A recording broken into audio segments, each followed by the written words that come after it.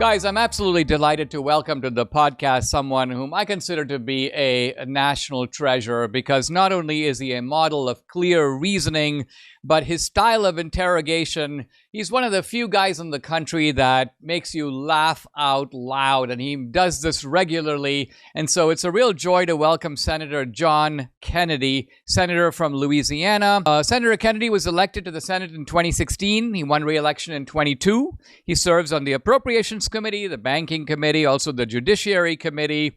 You can follow him on X at John Kennedy, LA, Louisiana. Senator Kennedy, welcome to the podcast. I really appreciate it. I've got to start by asking you about your very famous name, John Kennedy.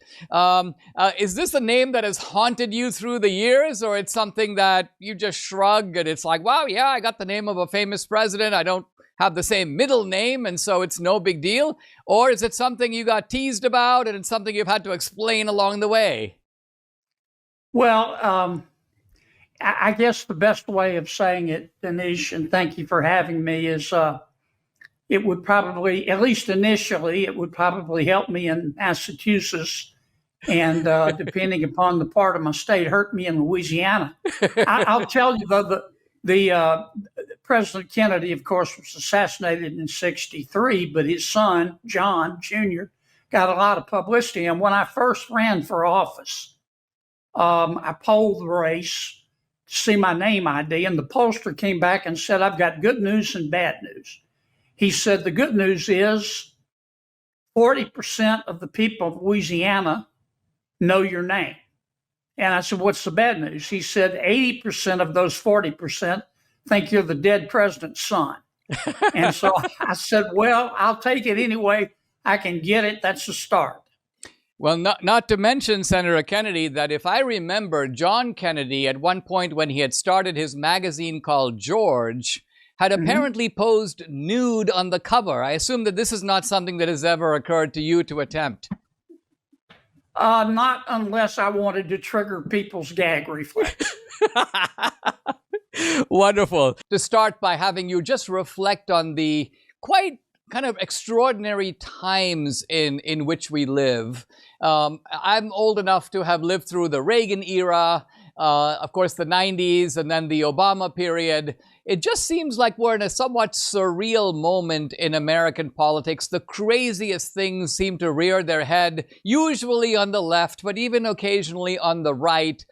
It strikes me that you're something that goes a little beyond politics. You're a bit of a student of human nature, and you seem to have an eye for the ridiculous. I want to ask you to comment, if you will. Do you think we're living through a normal phase of American politics, or do you think that we'll look back on this, let's say 20 years from now, and go, wow, that was really just downright strange living through that particular era? I think, great question. I think the country, the last time I saw the country this divided, I'll put it this way, was during the Vietnam War. It's difficult to tell whether it's worse or not as bad, but clearly the country is divided. I don't hate anyone. I don't. I look for grace wherever I can find it.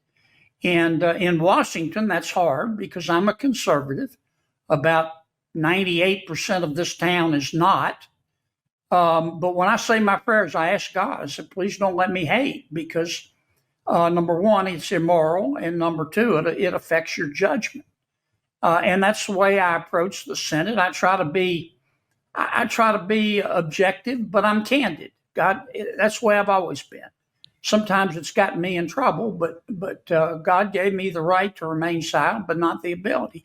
But I try not to do it. I try not to be candid in a mean way. Some people sometimes think I go over the line, but I really try not to. Let me ask you it this way. You said you're not sure if it's better or worse than it used to be in the Vietnam era, but it looks like in the Vietnam era that the division was over like one thing. The division was over the war. Now, there were some related divisions over civil rights. There were divisions over feminism. There were some divisions over the sexual revolution. But the war was certainly the focal point. Do you agree that our division appears to be in some ways more far-reaching in the sense that the left and the right appear to want to take the country not merely in different directions, but in opposite directions. And you can see this. Go ahead. I'd like you to just comment on that. No, I think you made, as usual, an excellent point. I think the division now is much broader. I think it's why President Trump was elected. I think it's why we're in a lockdown, a shutdown here in Washington. This, I predict at the moment, I hope I'm wrong, will be the longest shutdown of government on record now in the history of ever. Now, some may think that's a good thing, but right now it's a multiple vehicle pileup, and I think, for better or worse, Congress really is a reflection, a snapshot of the country, and that's where we find ourselves. But if my message to folks on both sides of the aisle, I'm biased, of course. I'm a Republican. I think Republicans aren't perfect, but the other side's crazy. I really believe that. At least the loon wing of the Democratic Party is in control, but I don't hate anyone. I know all of my colleagues in the Senate. I don't hate a single one. Do you see your strategy? I'm trying to think about your strategy of asking questions, and I'm thinking now specifically of the young man that you had who wanted to spend a giant amount of federal money, but he was unable to tell how this would affect the climate change one way or the other. Is this going to cool down the... You asked him, like, listen, if we were to spend this amount of money, like, what amount of global cooling would we purchase by spending this money? And of course, he was completely unable to say, and yet he was no less fanatically determined that this money ought to be spent. And I think what you were doing is just quite simply, you could almost say, bringing out the craziness and doing it not in a mean-spirited way at all, but just surgically probing, like, what is it that you are spending this money for? And you find that he was kind of dumbfounded. So clearly what seems to be going on politically is you get people who are indoctrinated into a position. They're not able to empirically check that position against facts.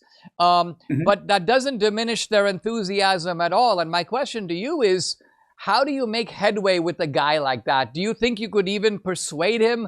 Or is your goal not to persuade him, but just to kind of expose him as a buffoon so that other people are like, I don't want to be an idiot like this guy?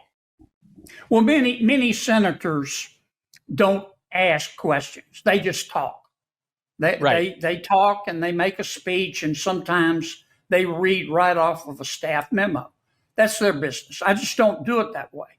The person you're talking about was, I remember it well, he was the deputy secretary, the number 2 person at the Department of Energy under President Biden. And no disrespect, but this guy was a chucklehead. He came before us. There were 3 other witnesses.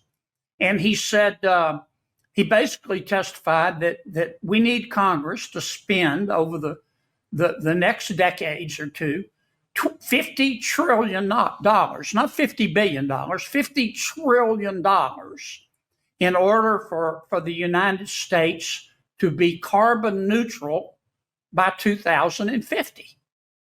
And I let him go for a while, and then I said, okay, you want us to spend $50 trillion. You say it's an emergency.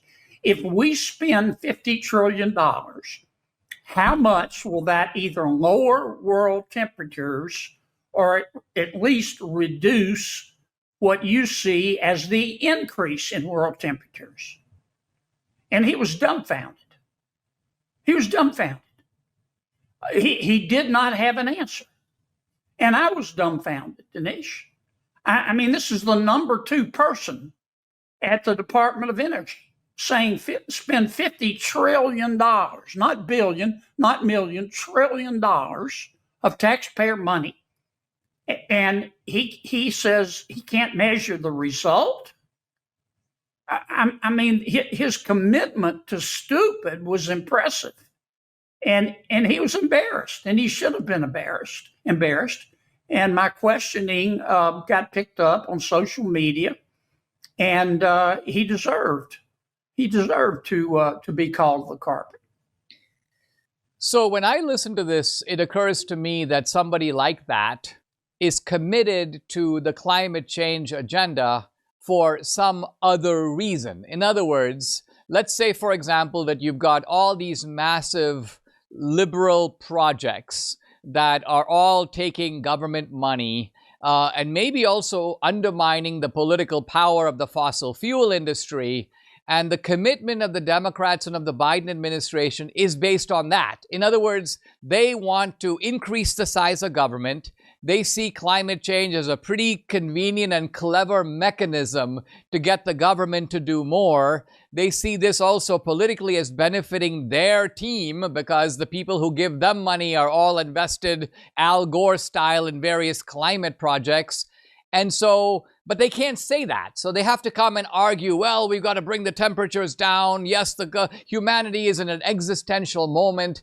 So I interpret this not as that the guy is purely stupid, but he cannot say what his real motives are, just like the Democrats can't say, well, listen, we have to open the borders because this is why we're hoping to get a lot of new people in to change the demographics of the country and long-term vote for. They can't say that. So they've got to give a different rationale. And it seems to me what you're doing is you're puncturing that rationale so that their true rationale kind of becomes more nakedly observable by the general public.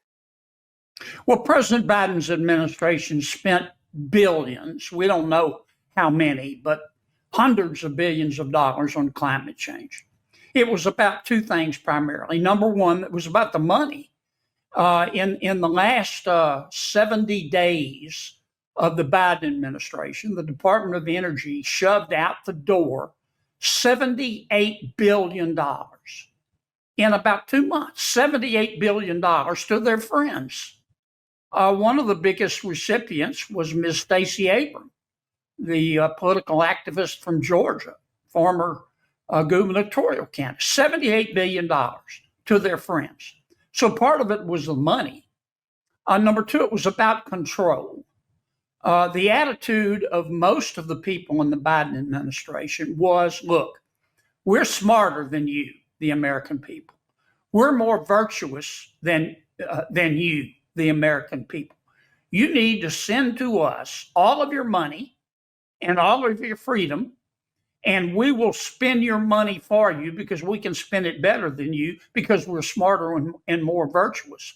And you need to just shut up and let us tell you how to live your life. Well, you can imagine the reaction of the American people. And I think that's primarily the reason that President Trump won. It was a question of hope. Voting for President Trump was hope, but voting for Vice President Harris was certain more hurt. So it was hope versus more hurt. And I was shocked at the number of people in the Biden administration that had this attitude. Now, I'm not saying, I don't know whether President Biden did or didn't, because I think he was clearly suffering from neurodegenerative disease. But I can tell you that the people that had control of the teleprompter believed all this. Senator Kennedy, thank you very much for joining me. I really appreciate it. You're a total banger, man. Thank you. Thanks. You're a rock star, Dinesh. Hey, I appreciate it. Thank you so much.